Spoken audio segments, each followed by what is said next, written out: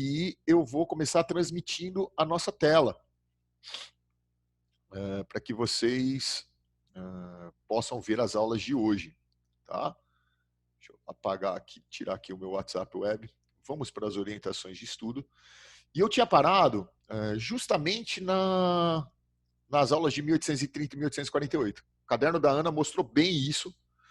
E nós vamos começar nessas aulas porque essas revoluções, pessoal, elas são muito importantes. E eu vou explicar todo o contexto dela, como aconteceu, e assim que eu acabar esse contexto, eu vou para as ideologias do século XIX, que são as aulas que nós vamos trabalhar também hoje. Então, eu vou trabalhar 2 módulos com vocês, tá? O módulo 8 e o módulo 9. Pessoal, eu vou começar aqui com as famosas revoluções. A sua apostila, ela faz o inverso, né? Primeiro ela fala das ideologias e depois ela trabalha as revoluções. E, na verdade, eu gosto primeiro de trabalhar as revoluções e aí sim a gente fazer uma aula só de ideologias. São as duas que estavam faltando. Então, nós vamos trabalhar as famosas revoluções de 1830, que também são conhecidas, segundo o ano, como revoluções liberais, e depois as famosas revoluções de 1848, que também são conhecidas como Primavera dos Povos ou Esquina do Mundo. E é interessante que você entenda o contexto que elas estavam acontecendo. Essas revoluções, pessoal, elas são revoluções mundiais. O que o senhor quer dizer com isso? Elas foram, na verdade, a primeira, ou as primeiras, as primeiras revoluções globais da história. Elas aconteceram em um país, começou principalmente na França, só que elas se espalham para a Europa de uma forma muito repentina, muito rápida. E, inclusive, irão chegar na América. Nós vamos ter ondas liberais no Brasil, na década de 30, e ondas das ideologias socialistas de 1848 também no Brasil. Principalmente numa revolução chamada Revolução Praieira, que vocês ainda verificarão comigo na matéria de Brasil. Então, vamos começar? Primeiro ponto que eu quero que você analisa é justamente essa imagem. Nós começamos as revoluções de 1830 e 1848 mostrando para vocês que a Revolução Francesa não encerrou os problemas que toda a Europa e principalmente a França passaram. Então, só para você lembrar o que era e o que foi a Revolução Francesa. A Revolução Francesa foi um motim muito forte, motivado pela vontade de tirar o rei absolutista do poder. Foi isso que foi a Revolução Francesa. Uma classe burguesa querendo acabar com o absolutismo, com a dinastia dos Bourbons, faz toda uma revolução para tirá-lo do poder. Agora, preste atenção, segundo o colegial. A Revolução Francesa tirou a família Bourbon do poder? Sim. A Revolução Francesa colocou a burguesia, de fato, no poder? Sim. Só que tem um detalhe, e agora vem o ponto-chave. A Revolução Francesa, apesar de fazer tudo isso que eu disse para vocês, ou seja, tirou o absolutismo do poder, colocou a burguesia no lugar, ela tem um problema seríssimo. Qual é? Como ela terminou. Se vocês não estão lembrados, a Revolução Francesa, ela termina, ela acaba com Napoleão Bonaparte no poder. Quando Napoleão conquistou toda a Europa, quando ele faz aquele processo de expansão territorial, quando ele vai conquistando território por território, a Europa tinha mudado. E tudo estava na mão desse imperador. Só que esse imperador caiu. Quando Napoleão caiu, o que aconteceu? Eles se reuniram em Viena, na Áustria, e vão formar o famoso Congresso de Viena. Eles vão fazer o seguinte, pessoal, tudo isso aqui que você está vendo em verde, tudo isso que você está vendo em verde, tá? Mais claro, mais escuro, que é tudo que o Napoleão dominou. Tudo que o Napoleão tinha dominado, ou seja, a Espanha, a Itália, o Vale do Reno, a região da Áustria, uma parte dela, a região da Alemanha hoje, o Condado de Varsóvia, tudo que ele tinha dominado vai ser devolvido. O Congresso de Viena falava isso. Tudo que o Napoleão dominou, tudo que ele invadiu, nós vamos pôr fim a isso. O Congresso de Viena, então, foi um retrocesso. Foi o retorno do absolutismo, e eu vou colocar aqui para você, porque esse é o contexto para você entender as revoluções, que foram as revoluções de 1830? Elas acontecem no contexto de 1815, que é o contexto do Congresso de Viena, que vocês já estudaram comigo, ainda nas aulas presenciais. O Congresso de Viena tinha um princípio bem claro, que é o princípio de Talleyrand, ou legitimidade. Ele dizia assim: vamos fazer o retorno do absolutismo na Europa e vamos devolver esses absolutistas, ou essas questões do absolutismo, aos famosos reis europeus. Então, por exemplo, na Espanha, o rei da Espanha voltou. Na França, a família Bourbon voltou. Então, o princípio da legitimidade é isso. É o retorno do absolutismo europeu. E eu vou te dar um exemplo. Na França, nós vamos ter o retorno de qual família? Dos Bourbons. Na França, nós vamos ter o retorno dos Bourbons.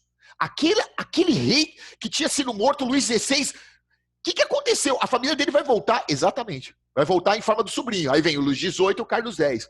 Então entenda, o Congresso de Viena foi um retrocesso. Por isso que eu coloquei aqui no esquema para você, ó. Na verdade, o princípio da legitimidade foi o retorno dos reis Luís XVIII e Carlos X na França. E o que eles vão tentar fazer novamente? Eles são reis absolutistas. Então o que eles tentam fazer? Tentativa de centralizar o poder e aumentar os impostos novamente. A burguesia vai aceitar isso? Ela não vai aceitar. E ela vai fazer o quê? Uma nova revolução.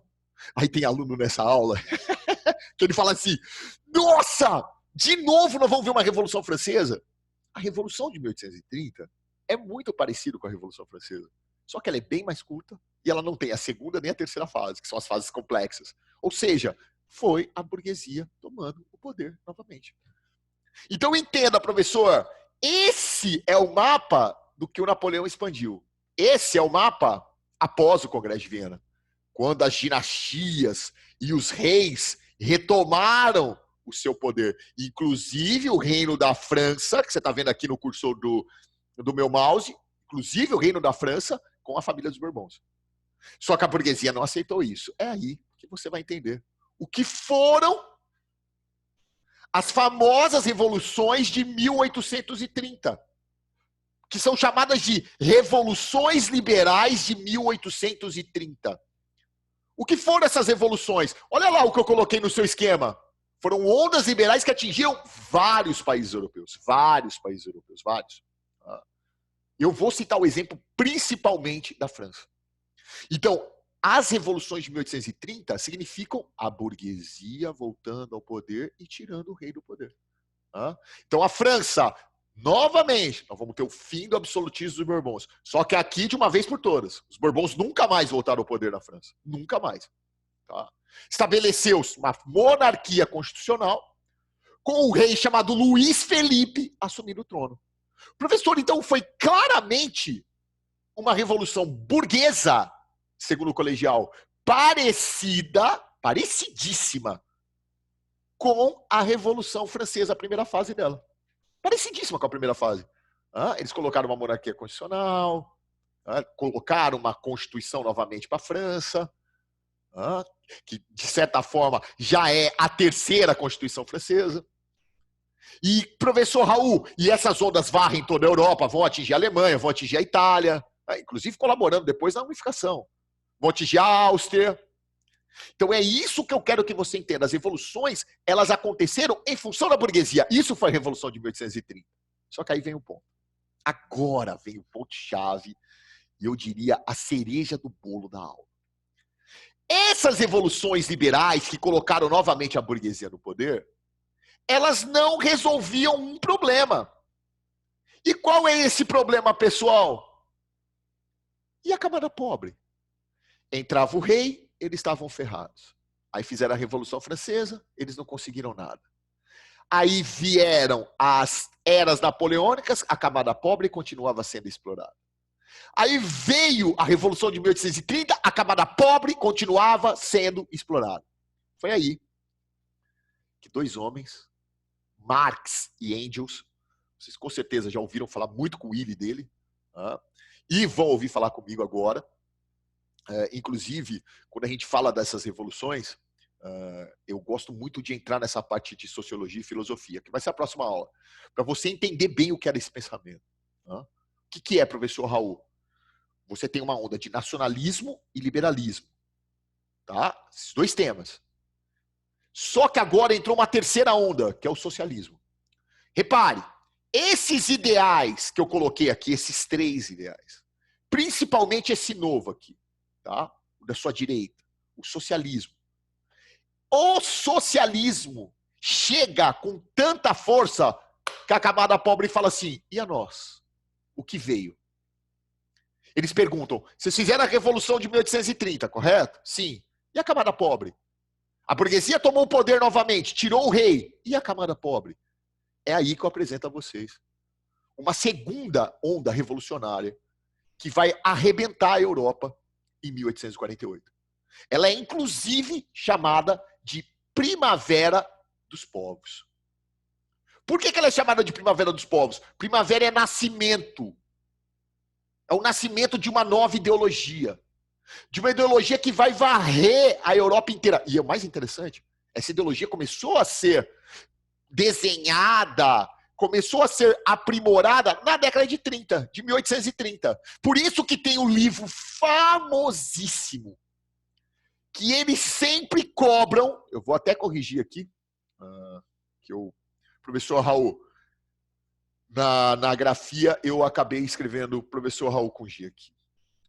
Que eles sempre cobram quando se trata das revoluções de 1830 e 48. Por favor, guarde. Eu coloquei justamente para você guardar. Um clássico do Victor Hugo chamado Os Miseráveis. Tem um filme, aliás, tem até um remake dele mais novo. As peças teatrais também são maravilhosas. Foi amplamente adaptado em várias questões culturais. Ele retrata o contexto de Paris, principalmente, pessoal, nessa parte que nós chamamos do quê, professor? Que nós chamamos dentro da própria década de 30 como uma espécie de revolucionária. É um contexto da década de 30 que mudou para sempre. Os Miseráveis mostra essa camada pobre que não tinha participação do Estado, que não teve vez na Revolução de 1830, falando assim, ó, eu quero a minha vez. Eu quero participar. Eu quero fazer com que as nossas ansiedades, os nossos, entre aspas, receios e reivindicações sejam vistas e atendidas, respectivamente. Repare que eu vou colocar aqui para você como essa onda vai pegar a Europa. Olha aqui a expansão das revoluções de 1848. Prússia, Áustria, Itália, a França, que é onde começou. Então ela arrebenta, ela passa por todo o contexto europeu do que, professor Raul, de revoluções. Ela vai mudar para sempre o panorama do que era uma revolução, porque não era mais dentro de um país, como foi a francesa, que ficou por muito tempo dentro da França. Agora, uma revolução começava na França, ela passava para vários outros países. Ela estourava para várias outras nações. E o que foi dessas revoluções, chamadas de primaveras dos povos, ou também conhecida como esquina do mundo? Por que esquina do mundo? Porque quando você chega na esquina, você vê o quê? Eu sei que você pensou muita coisa, né? Você pode encontrar na esquina. Mas quando você chega na esquina, você tem opções de caminhos. Então, essa é a maravilha dessa revolução. Ele lhe dá uma nova opção. E que opção é essa? A socialista. Então, por isso que eu coloquei aqui para você, ó, foram ondas revolucionárias com ideais socialistas. Pela primeira vez na história, hein? Pela primeira vez na história. Eles chegaram a tomar o poder? Não, mas teve uma forte participação popular. Essa população foi controlada, foi manipulada, era massa de manobra. Chegou a influenciar o Brasil, uma revolução chamada Praieira, que vocês vão ver ainda, que foi a primeira aqui no Brasil a ter ideais socialistas. Falava até em reforma agrária. Vocês vão ver isso no Brasil. Eu vou lembrar dessa aula quando eu estiver lá.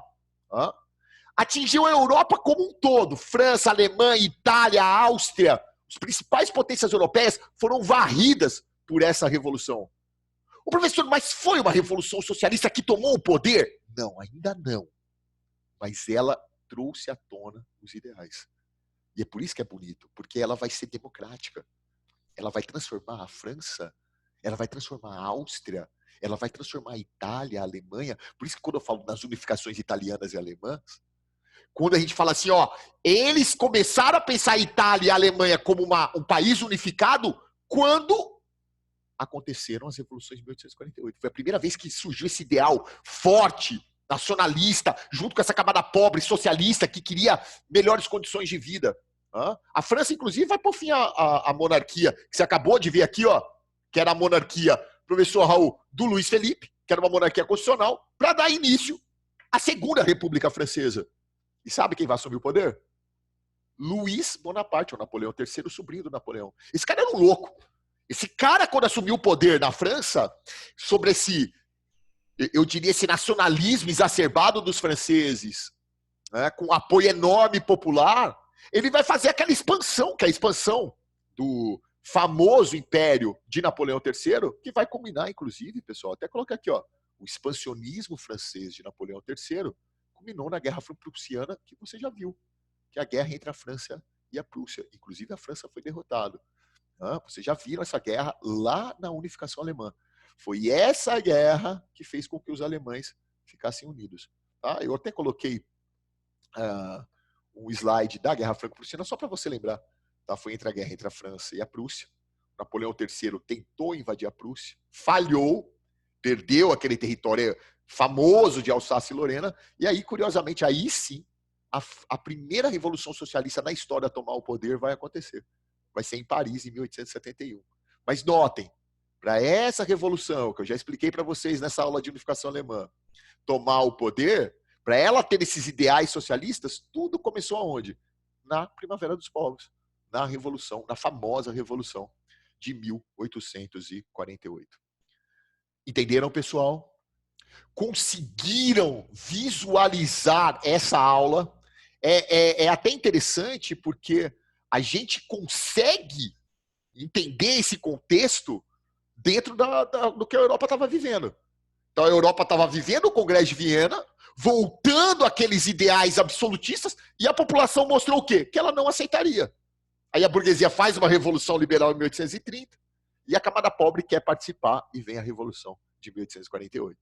Tá? Esses temas são temas muito interessantes que os alunos, se você pega um aluno de cursinho, de aluno de terceiro colegial, quando ele revisa, geralmente ele fala assim, professor, esse tema para mim, acabou a Revolução Francesa e Napoleão, já ia para as unificações. Né? Normalmente o aluno pensa isso, ele esquece dessa etapa. Inclusive eu já acreditava, inclusive, que tinha falado com vocês. Pessoal, nessa primeira parte, alguma dúvida? Estou aberto às questões que vocês quiserem. Não tenham vergonha de interpelar, não tenham vergonha no meio da aula.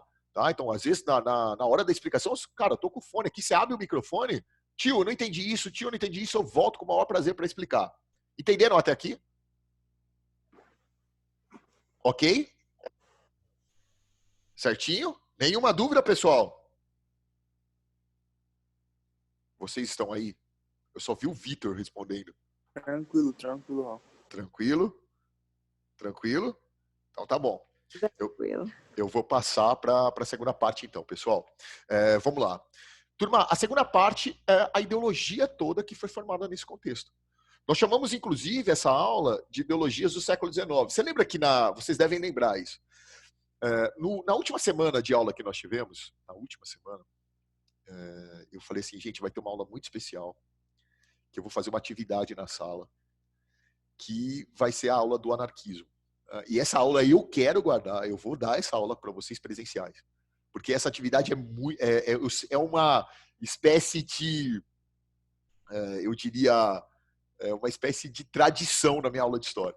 Tá? Então, anarquismo, que é uma ideologia que o Willy já deve ter trabalhado com você, mas eu vou trabalhar especificamente, eu vou fazer essa aula presencial. Tá? Mas eu vou estudar as ideologias do século XIX para encerrar os módulos de hoje. Tá? Então, vamos jogar aqui o próximo tema, que é justamente o tema, professor Raul, dessas novas ideologias que nós vamos falar e na verdade, pessoal, Quando nós falarmos dessas ideologias, para você entender bem o que eu quero dizer sobre elas, você vai compreender o quanto elas foram importantes. As ideologias do século XIX, elas demonstram um conjunto, e eu já começo, eu gosto muito de falar dessa aula porque eu lembro demais dos meus professores de história, quando nós tratávamos as ideologias do século XIX. Por quê, tio Raul? Você pode imaginar que isso aqui, para um professor de história tradicional, a gente chama de professor de história com forte tendência de esquerda, você tem uma aula de êxtase. Quando você fala de Marx e Engels para um professor que a gente chama de professor tradicional mesmo, de cátedra de universidade, eles têm quase um êxtase quando se eu mostrasse uma cena como essa, de Marx e de Engels, a sua direita e a sua esquerda na sua tela, respectivamente. Professor, por que essas ideologias, por que o século XIX foi tão importante? Eu gostaria muito que você saísse daqui hoje entendendo a diferença entre um socialismo utópico, o socialismo cristão e o socialismo científico, que é o mais importante. Gostaria muito que você saísse daqui hoje com essa compreensão. A aula do socialismo científico é uma aula muito complexa. Então, se vocês tiverem dúvida, por favor, parem e nós vamos discutir essas questões. E isso gera muitos questionamentos até hoje. Então, tem aluno até hoje que tem dúvida do que é socialismo, por que fala tanto em relação ao socialismo e capitalismo. E, na verdade, eu já começo com uma questão bem interessante.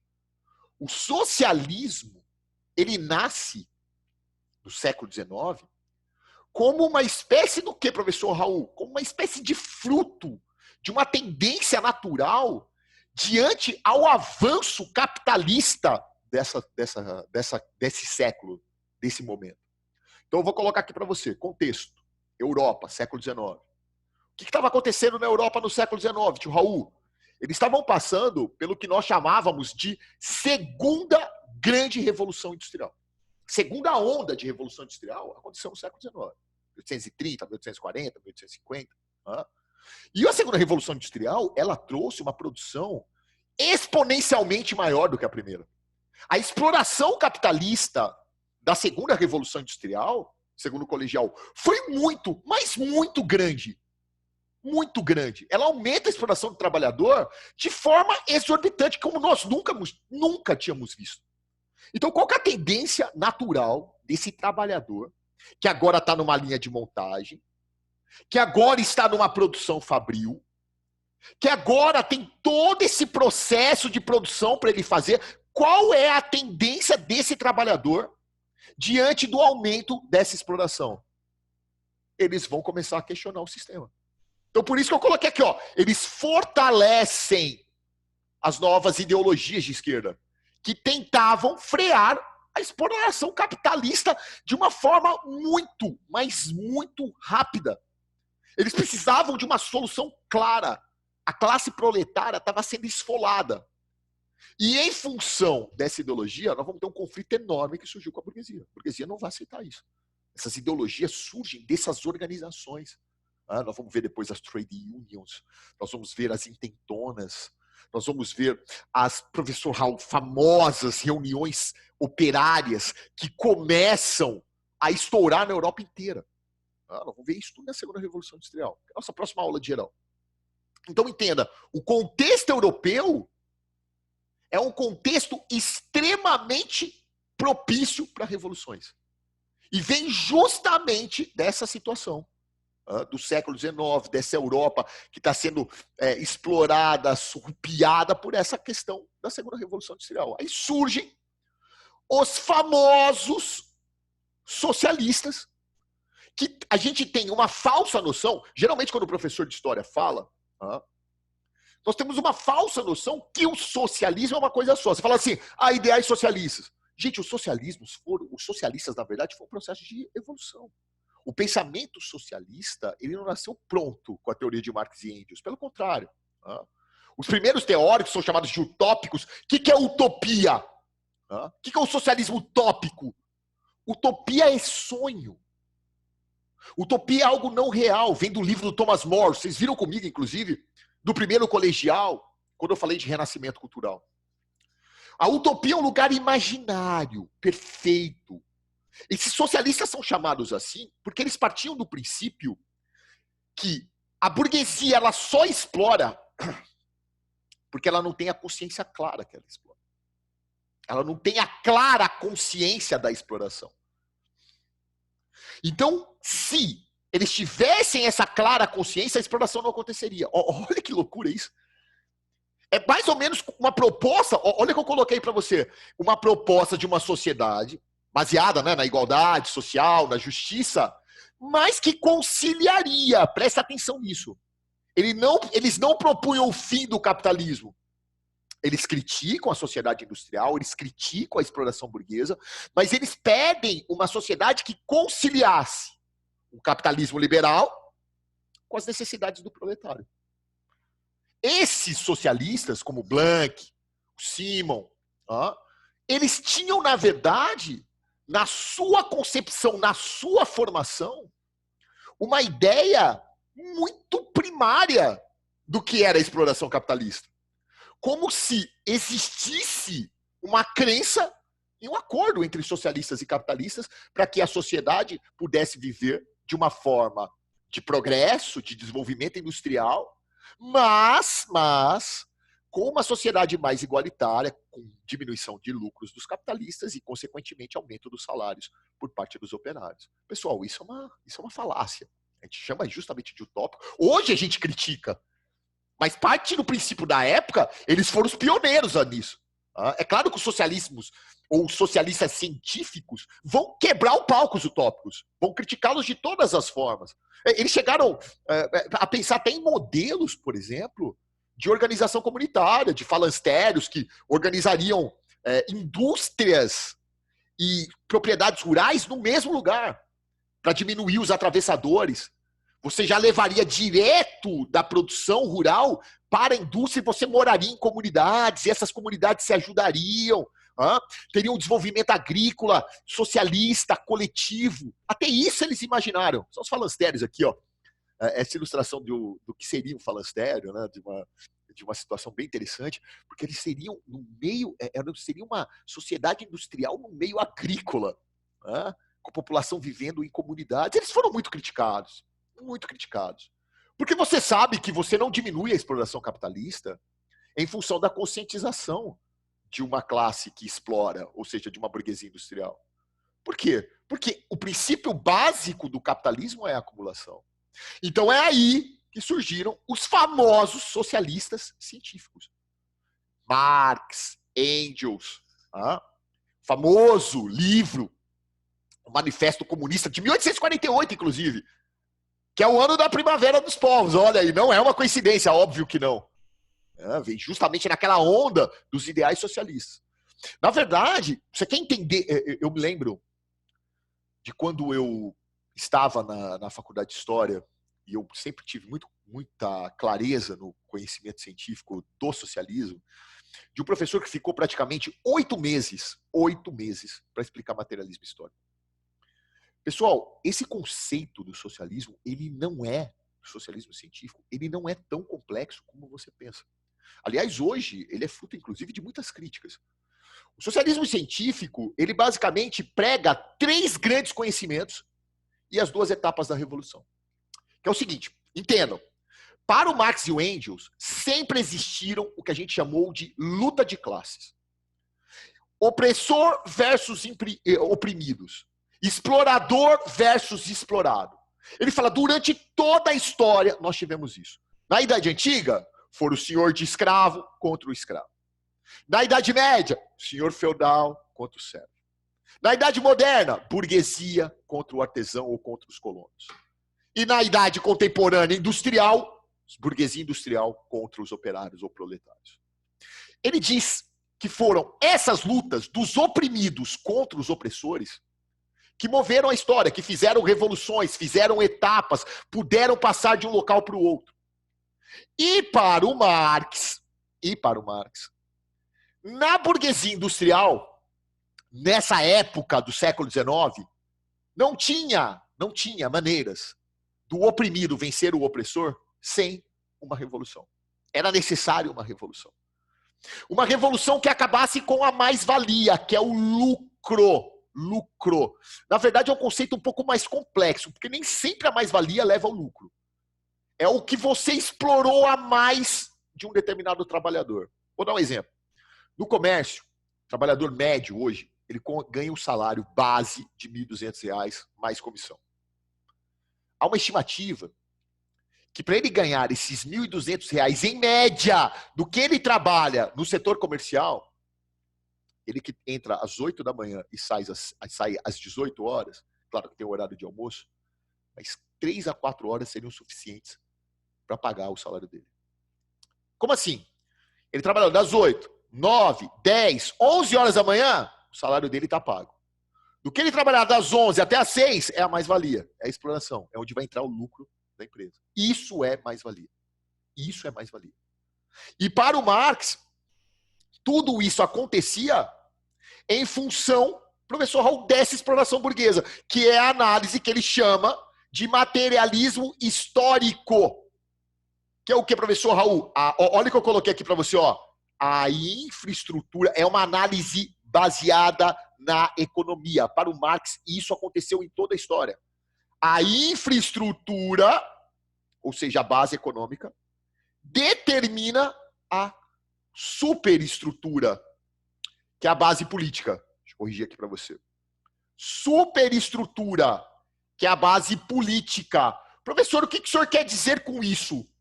Na verdade, professor, para o Marx, toda essa característica da luta de classes, ela acontece em função da base econômica.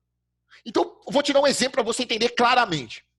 O que é esse materialismo histórico, que a gente chama também de dialética, né? Que é o diálogo entre a infraestrutura e superestrutura. Vou te dar um exemplo. Para o Marx, ele pensa assim. Por exemplo, para ele, se você vive na base econômica feudal, então, ó, infraestrutura, feudalismo. Quem está no poder? Qual é a base política? O senhor feudal. Se você está no modo de produção escravista, quem está no poder? O senhor de escravo. Então, é a infraestrutura que determina. Vou dar um exemplo no Brasil. Quando nós tínhamos o ciclo da cana, quem estava no poder? Senhores de engenho. Quando nós tínhamos o ciclo do café, quem estava no poder? Os coronéis. Então, é a base econômica que determina a base política. Então, presta atenção nesse pensamento. Para ele, mudar a base política necessariamente necessita de uma mudança na base econômica. Então, vamos pensar? Ele diz assim, na burguesia, no capitalismo industrial, para você tirar essa exploração burguesa, você tem que terminar com o capitalismo. Você termina com o capitalismo industrial, necessariamente, a base política vai mudar. Você entendeu o que é o materialismo histórico? Isso é materialismo histórico. É a mudança da infraestrutura determinando a superestrutura. Então ele diz assim, não adianta você conscientizar a base política, quem está no comando, como diziam os socialistas utópicos. Você tem que fazer uma revolução e fazer o que, professor Raul? E derrubar a infraestrutura. É isso que você tem que fazer. Derrubar a infraestrutura. É aí que ele pensa. Na famosa ou nas famosas revoluções. A primeira fase e a segunda fase. A primeira chamada de Revolução Socialista e a segunda fase chamada de simplesmente de comunismo. Eu vou terminar essas duas na próxima chamada que vai durar 5 minutos. Eu vou parar essa, vou deixar aqui para vocês, tá? Porque não deu tempo para nós encerrarmos ela inteira. E eu vou para a próxima chamada. Demora um tempo para gravar. Em 3, 4 minutinhos eu estou fazendo a segunda chamada. Tá bom? Não percam a segunda chamada, que eu vou tratar a primeira fase e a segunda fase. Beleza? Um abraço, pessoal. Até a próxima chamada. Vou encerrar com os senhores.